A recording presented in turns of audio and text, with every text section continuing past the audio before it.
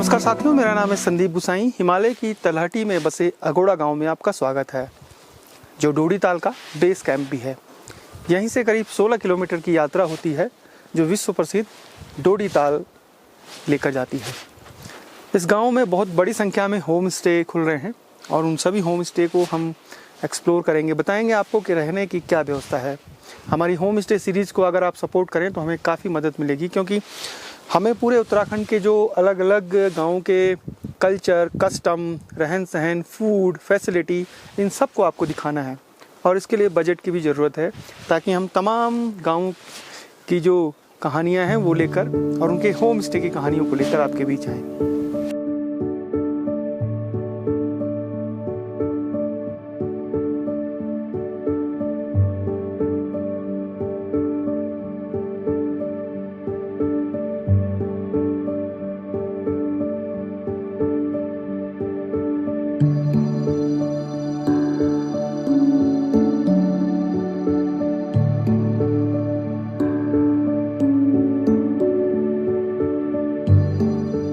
उसके बाद मैं इस क्षेत्र की बात करूंगा। यहाँ पर जो लोग बसे हैं वो एकदम से यहाँ पर नहीं आए। पहले जैसे आपके कोई ऋषिकेश आए, उसके बाद टिहरी आए, टिहरी के बाद जो है कुछ लोग यमुना वैली होकर के यहाँ पर आए हैं। कुछ लोग जो है नाल्ड कठोर, ये जो घनसाली साइड है, वहाँ से भी यहाँ पर विस्थापित हुए हैं। तो और कुछ यहाँ से वहाँ गए। तो इस तरह से यहाँ पर जो है ये गांव बसा हुआ। और यहाँ पर नहीं हुआ था ये गांव हमारा जो है सामने से केलसू नाम तो है, यहाँ पर एक मकान है वहाँ पर, वो केलसू में जो है वहाँ पर उन्होंने अपना पहला आशियाना बनाया। तो बताते हैं कि 1800 के आसपास कोई एक बाढ़ आई थी ये सामने से, पनगुला फटा और वो गाँव जो है दब गया था। अब उससे 1800 उस समय से पहले पता नहीं कब से बसा हुआ था ये गाँव।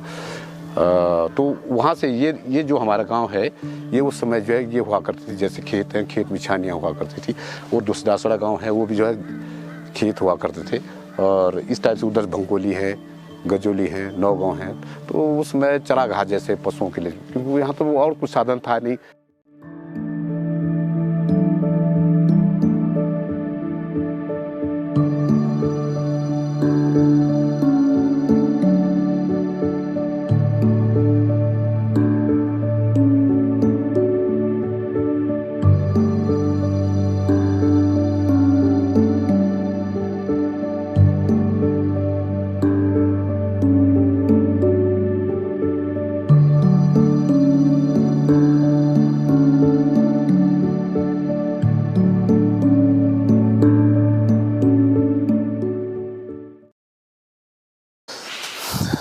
अगोड़ा गांव अस्सी गंगा घाटी का अंतिम गांव, डोडी ताल का बेस कैंप और प्रवेश द्वार।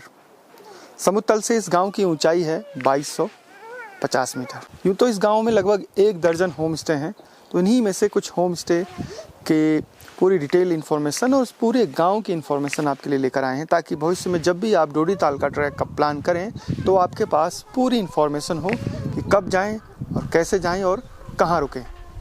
अगोड़ा गांव में हमारे साथ अब जुड़े हैं बलवीर सिंह पंवार जी। तो बलवीर सिंह पंवार जी बताएंगे कि अगोड़ा से जो सबसे विश्व प्रसिद्ध डोडी ताल का ट्रैक है उसके बारे में।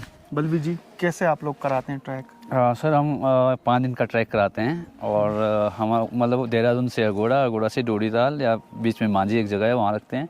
तो इस तरह से मतलब 5 दिन का ट्रैक पूरा बनता है सर।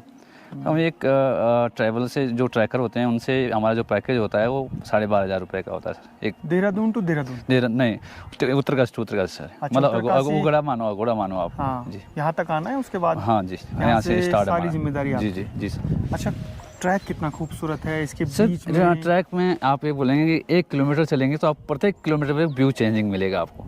ये नहीं कि आप चल रहे हैं तो एक ही व्यू है। आपको 16 किलोमीटर चलना है तो 16 किलोमीटर में आपको अलग अलग व्यू मिलेंगे। कहीं पे झरने होंगे तो कहीं अल्पाइन एरिया दिखेगा, कहीं डेंस फॉरेस्ट दिखेगा, जानवर मिलेंगे आपको। और यहाँ जो बर्ड की वैरायटी आपको यहाँ 300 प्रकार की चिड़िया मिल जाएगी। कौन कौन सी इजीली दिख जाती है? सर इजीली आपको हिमालयन मोनाल हो गया, चीर पेजेंट हो गया और कोकलांच पेजेंट हो गया। इस तरह से बहुत सारी चिड़ियाँ हैं जो मतलब विलुप्त के कगार पर है, वो भी यहाँ मिल जाती है।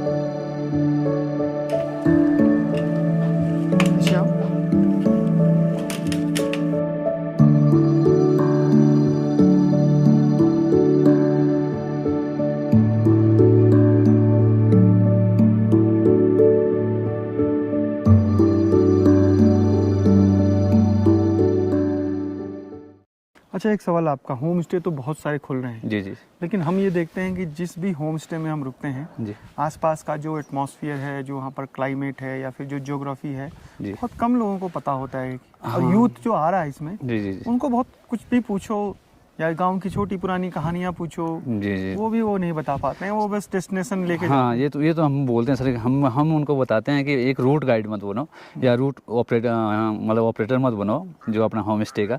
कुछ ऐसे बनो कुछ जो नेचर के बारे में भी कुछ बताएं टूरिस्ट को, ताकि टूरिस्ट को अच्छा लगे कि हाँ भाई इस गांव की अब अगर वो ये 10 पुरानी सीढ़ियों के स्टोरी नाम है। ही बता देगा जी जी जी जी गाइड, जो अपने टूरिस्ट साथी जी चल रहे जी हैं, जी तो जी उनको लगेगा कि उनको हाँ, लगेगा नॉलेज है हाँ इस कुछ बंदे में। नॉलेज है।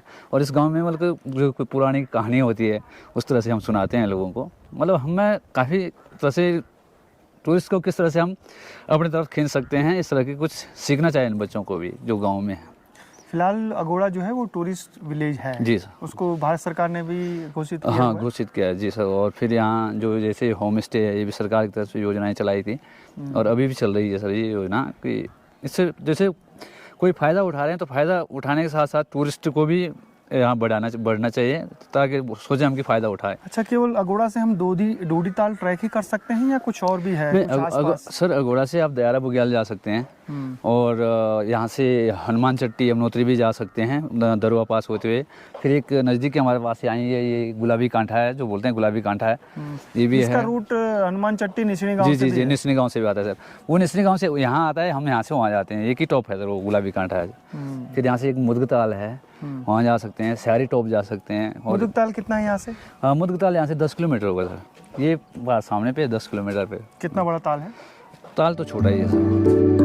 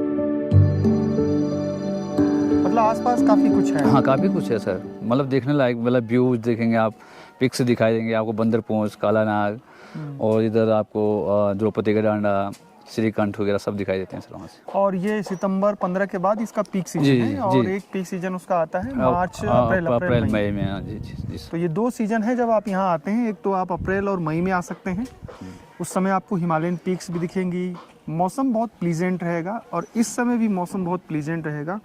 2250 मीटर लगभग इसकी हाइट है और अच्छी बर्फ़ भी गिरती है। कुछ साल कम गिरती है, लेकिन अमूमन यहाँ पर अच्छी बर्फ़ गिरती है इसके आसपास के इलाकों में। अच्छा, फॉरेस्ट के बारे में थोड़ा बताइए, कौन कौन से पेड़ हैं यहाँ आसपास या इस ट्रैक पर जब हम आगे बढ़ते हैं? फॉरेस्ट में आपको वो बांज, करसू, मोरू और देवदार और मोरिन, राई और बुरांस, और एक कई मतलब बुरांस की भी कई वैरायटियाँ हैं, देवदार की भी कई वैरायटी हैं, वो आपको सब मिल जाएगा सर। अच्छा फॉरेस्ट है अच्छा आगे। पूरा मतलब मिक्स फॉरेस्ट है, बहुत घना फॉरेस्ट है। तो ये जानकारी बलवीर जी ने दी, मुझे लगता होगा आपको पसंद आई होगी। अगर बलवीर जैसे लोग अगर मिलते हैं किसी भी गांव में तो मन खुश हो जाता है, क्योंकि वो इतनी डीप नॉलेज आपको दे देते हैं।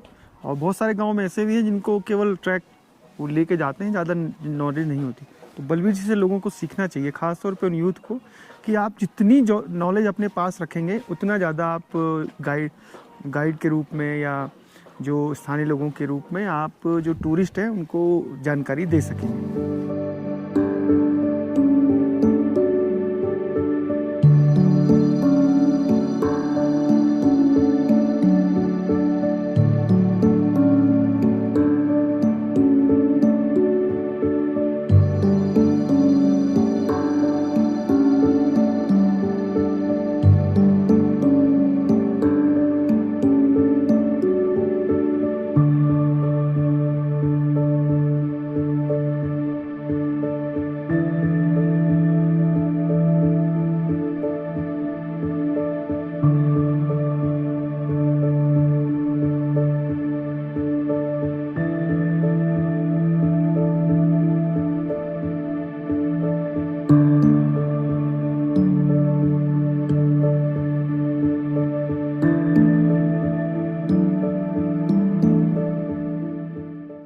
अच्छा सर, मेरे पास एक हॉल है, एक कमरा है।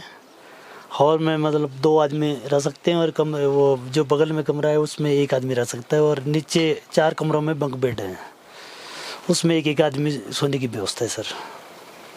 और चार्ज आप कैसे लेते हैं जब टूरिस्ट आता है? सर वो टूरिस्ट के हिसाब से लेते हैं सर। वो हॉल तो 1200 रुपये, और जो बगल में कमरा है अटैच वाला है हॉल, और जो बगल में दूसरा कमरा है वो अटैच है, उसका 700 रुपये लेते हैं सर पर पर्सन है वो हिसाब और से। जो बंक बेड है? बंक बेड के हिसाब से 300 रुपये है सर। अब धीरे धीरे बढ़ रही है संख्या? जी जी, पहले से काफ़ी बढ़ रही है, मतलब थोड़ा बहुत।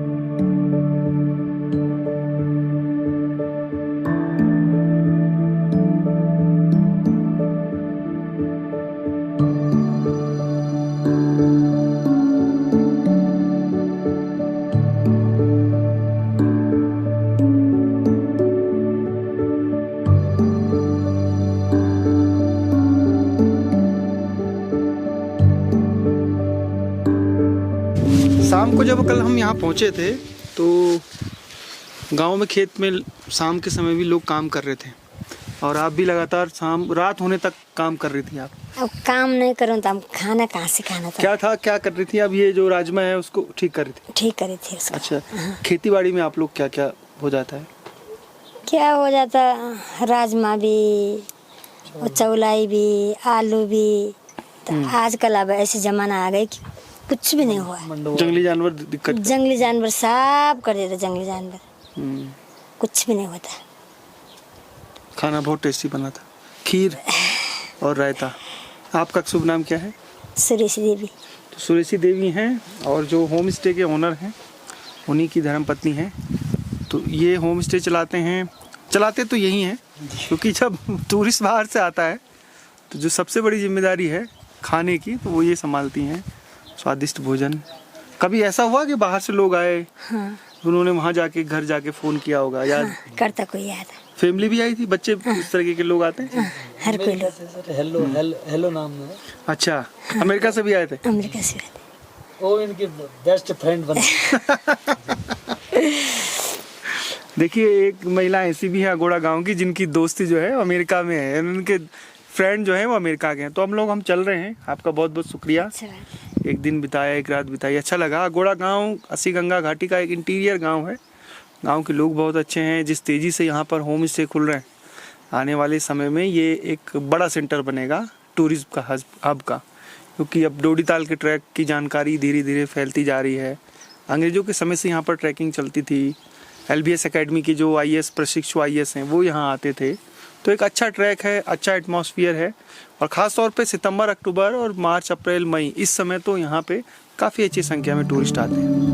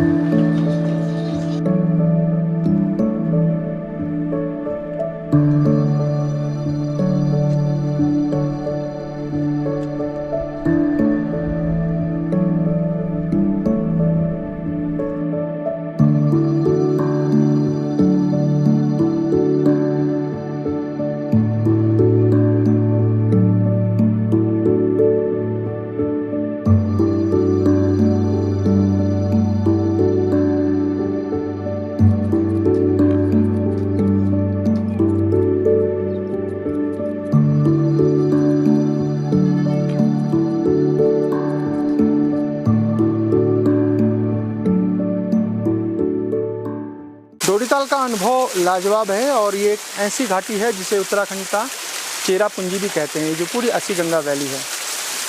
आप अगर डोडी ताल नहीं भी जा रहे हैं तो होम स्टे का अनुभव लेने के लिए आप इस वैली में आ सकते हैं। और अगर मेरी राय माने तो ये परफेक्ट मौसम है। या फिर आप अप्रैल और मई में आ सकते हैं जब ये पूरी घाटी बुरांस के फूलों से रंग जाती है। रूरल टेल्स का सफ़र और होम स्टे सीरीज आगे भी जारी रहेगी। फिलहाल संजीव गुसाई को इजाज़त दीजिए। जय नंदा, जय हिमालय।